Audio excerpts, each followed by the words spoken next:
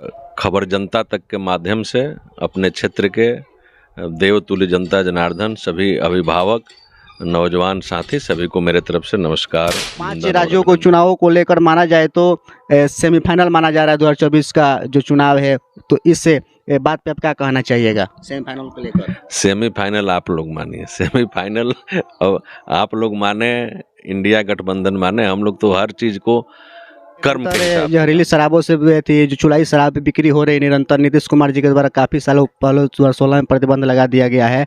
और निरंतर मौतों के बारे में क्या कहना चाहिए? गरीब दलित परिवार मर रहे हैं निरंतर और प्रशासन संरक्षण दे रही है नेताओं के दबाव में, तो इस विषय पे आप क्या कहना चाहिएगा बिहार की इस व्यवस्था को लेकर? अभी ना आप कह रहे हैं कि दलित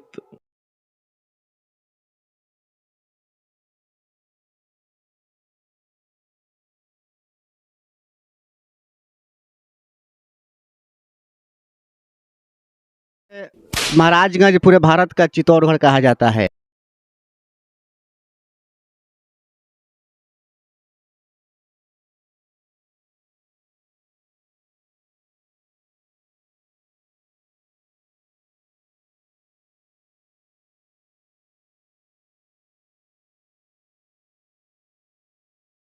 नमस्कार, आप देख रहे हैं खबर जनता तक और मैं हूं अरुण कुमार।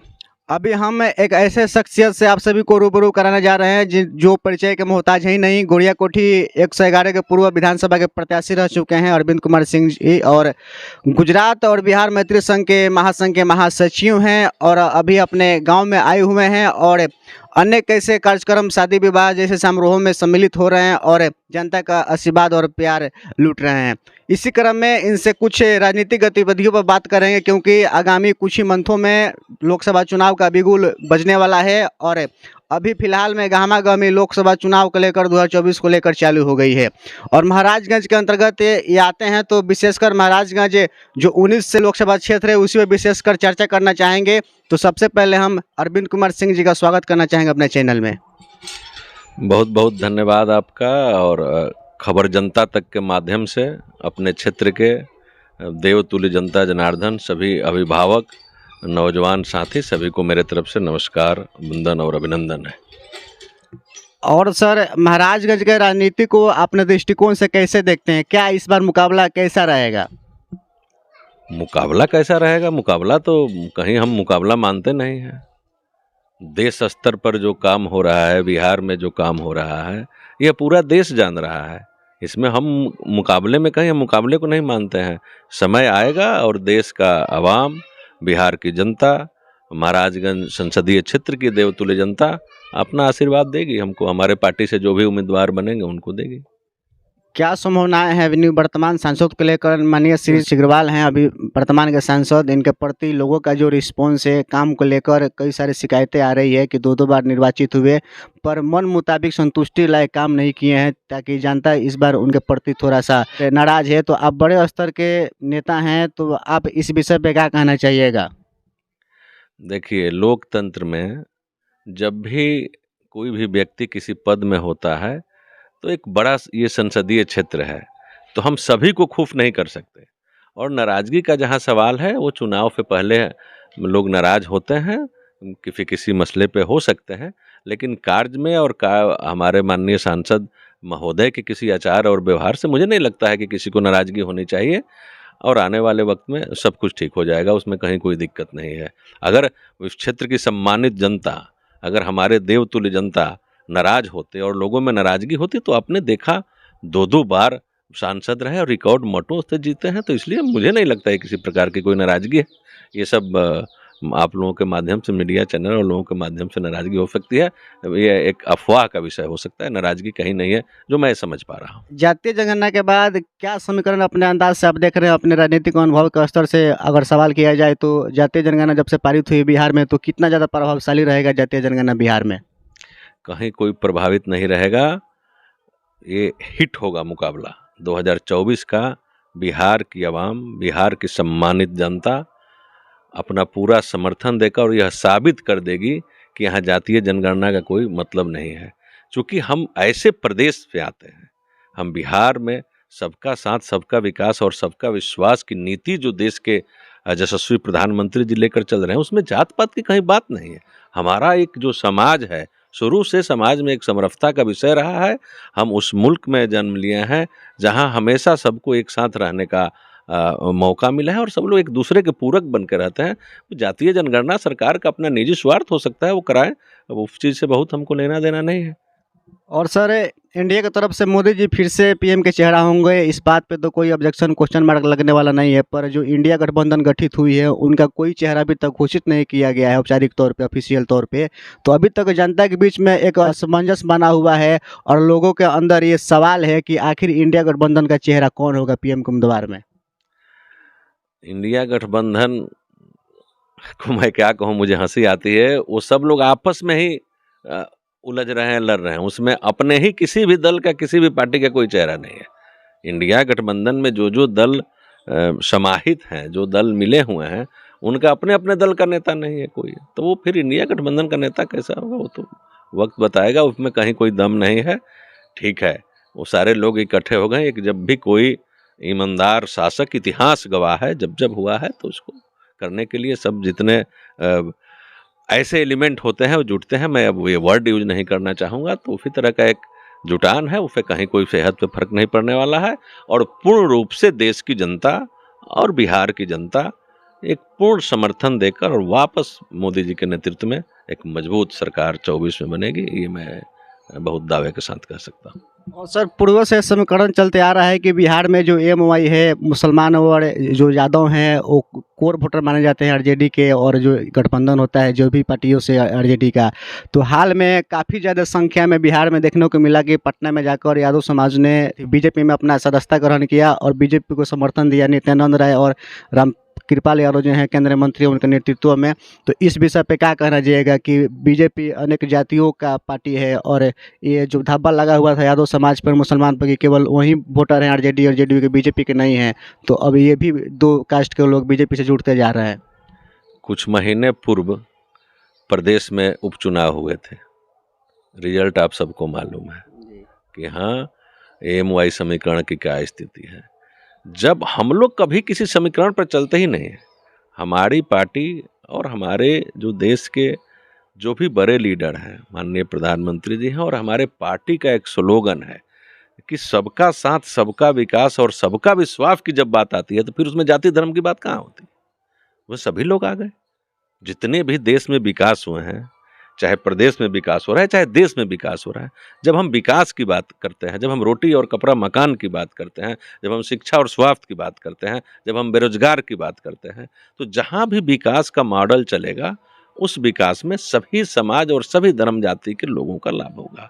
इसलिए उसमें कहीं कोई सवाल ही नहीं है कि हाँ कोई समीकरण कहीं चलेगा। हमारे लिए और हमारे पार्टी के लिए, हमारे शीर्ष नेताओं के लिए, हमारे सरकार के लिए सभी लोग हमारे हैं और सबका विकास सुनिश्चित करना ये हमारे पार्टी और सरकार का लक्ष्य। और सर, दलित का वोट इकट्ठा करने के लिए फोकस कर देंगे। दलित कार्ड नीतीश कुमार ने आज खेला है पटना में, बहुत बड़ा एक भीम सांसद का आयोजन किया गया है पटना में। तो इस विषय पर क्या कहना चाहिएगा कि केवल दलित के वोट पे ही राजनीति होगी या दलित के विकास की बातें भी नीतीश कुमार करेंगे? आदरणीय मुख्यमंत्री जी का, नीतीश जी का समय खत्म हो गया। और जब आदमी का समय, वक्त खत्म हो जाता है ना, तब कोई भी कार्ड काम नहीं करेगा। ये वक्त बताएगा। बिहार की देवतुल्य जनता जवाब देगी। 24 में भी जवाब देगी और 25 में भी जवाब। 5 मिनट पहले का बयान है नीतीश कुमार जी का कि बोले हैं क्या कि भीम सांसद से केंद्र सरकार सीखे, मोदी सरकार सीखे। तो क्या सीखे? कुछ दिन पहले विधानसभा में क्या बोले थे, फिर मैं वही बात दोहरा हूँ। तो माननीय मुख्यमंत्री जी का अभी सही नहीं है सब सिस्टम। बुजुर्ग हो गए हैं, सम्मानित हमारे मुख्यमंत्री हैं, मैं कुछ नहीं कहूँगा। इसलिए वो क्या बोलते हैं नहीं बोलते हैं उनका अपना निजी विषय है, निजी वक्तव्य हो सकता है, निजी विचार है, उस पर हमारा कोई नो कमेंट। और अभी जो 5 राज्यों का चुनाव चल रहा है, लगभग 4 राज्यों का चुनाव पूर्ण हो चुका है। एक राज्य का आज वोटिंग है, तेलंगाना का, मध्य प्रदेश, राजस्थान, उत्तराखंड, तेलंगाना और मिजोरम। 4 और अंतिम आज 5वां राज्य का वोटिंग है। 3 दिसंबर को घोषणा हो जाएगी किस राज्य में किस पार्टी की सरकार बनेगी और इसमें निर्णय हो जाएगा। तो इस 5 राज्यों को चुनावों को लेकर माना जाए तो सेमीफाइनल माना जा रहा है 2024 का जो चुनाव है। तो इस बात पे आप क्या कहना चाहिएगा सेमीफाइनल को लेकर? सेमीफाइनल आप लोग मानिए, सेमीफाइनल अब आप लोग माने, इंडिया गठबंधन माने, हम लोग तो हर चीज़ को कर्म के हिसाब से काम करते हैं। जिन प्रदेशों में लगातार हमारी सरकार रही है, मध्य प्रदेश हो चाहे जहाँ भी हो, वहाँ हमारी सरकार ने काम किया और काम के भरोसे हम आवाम में जाते हैं और वोट मांगते हैं। और जिस तरीके से प्रदेशों में काम हुए हैं, पूर्व में हुए हैं, वर्तमान में जहाँ सरकार रही है वहाँ भी काम की है, ये मैं निश्चित रूप से कह सकता हूँ। मुझे पूर्ण विश्वास है कि 3 दिसंबर को हम पूर्ण बहुमत की सरकार सभी प्रदेशों में बनाने जा रहे हैं।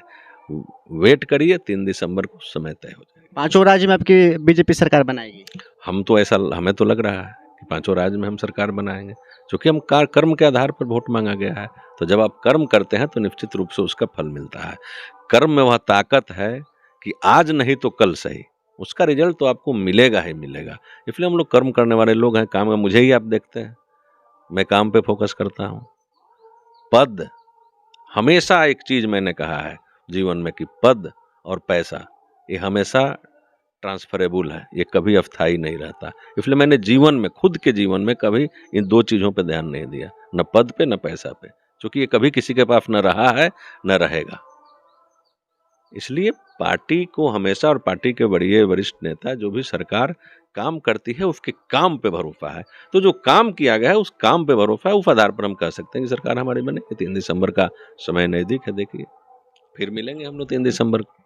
और एक छोटा सा और सवाल रहेगा कि निरंतर जहरीली शराबों से भी थी, जो चुलाई शराब बिक्री हो रही निरंतर, नीतीश कुमार जी के द्वारा काफ़ी सालों पहले 2016 में प्रतिबंध लगा दिया गया है, और निरंतर मौतों के बारे में क्या कहना चाहिए? गरीब दलित परिवार मर रहे हैं निरंतर और प्रशासन संरक्षण दे रही है नेताओं के दबाव में, तो इस विषय पे आप क्या कहना चाहिएगा बिहार की इस व्यवस्था को लेकर? अभी ना आप कह रहे हैं कि दलित कार्ड खेल रहे हैं जी, अभी आज भीम सांसद का पटना में। तो इस प्रदेश में जहरीली शराब पीकर जितने दलित मरे, कई दलित के टोला में माननीय मुख्यमंत्री जी जाकर उन दलितों का हाल समाचार पूछे हैं। हमारे पार्टी के इस प्रदेश के सभी सीनियर लीडर जहां जहां जहरीली शराब से घटनाएं हुई है वहां सभी लोग गए हैं। मुख्यमंत्री जी कई जगह गए हैं। शराब तो उन्हीं का निर्णय है बंद करना, शराबबंदी तो हम लोगों का निर्णय नहीं है। तो जब उन्होंने शराबबंदी किया कि इससे प्रदेश में सुधार आएगा, और लंबे समय से एक बड़ा स्कीम चल रहा है बिहार में एक शराब का, और पूरे एक स्कीम के तहत बिहार में सरकार बेची जा रही है, और हमेशा ये कहते रहे कि शराबबंदी है। किस बात की शराबबंदी है भाई, जब धड़ल्ले से शराब टोले मोहल्ले हर गली में बिक रही है? ठीक है, आपका निर्णय कुछ आप सोच के लिए होंगे, अच्छी बात है, लेकिन लगातार जहरीली शराब से जिन दलितों का मौत हुआ है, जो दलित कार्ड आज माननीय मुख्यमंत्री जी अब आज खेल रहे हैं और घोषणा कर रहे हैं, कई दलित कस्बों में गए हैं। मैं खबर जनता तक के माध्यम से आदरणीय मुख्यमंत्री से पूछना चाहता हूं कि आप कई दलित के परिवार के पास गए हैं जो जहरीली शराब में जो गरीब मरे हैं, उनके घर के लिए आपने क्या किया? क्या आपने पैकेज दिया? क्या व्यवस्थाएं दी? उस परिवार से आप मिले? नहीं जा सकते थे, अपने सीएम कार्यालय में बुलाकर मिले, सीएम आवास पर मिले? प्रदेश के अनेक कोनों में जो दलित हमारे गरीब मजदूर साथी जो मरे हैं जहरीली शराब पीकर।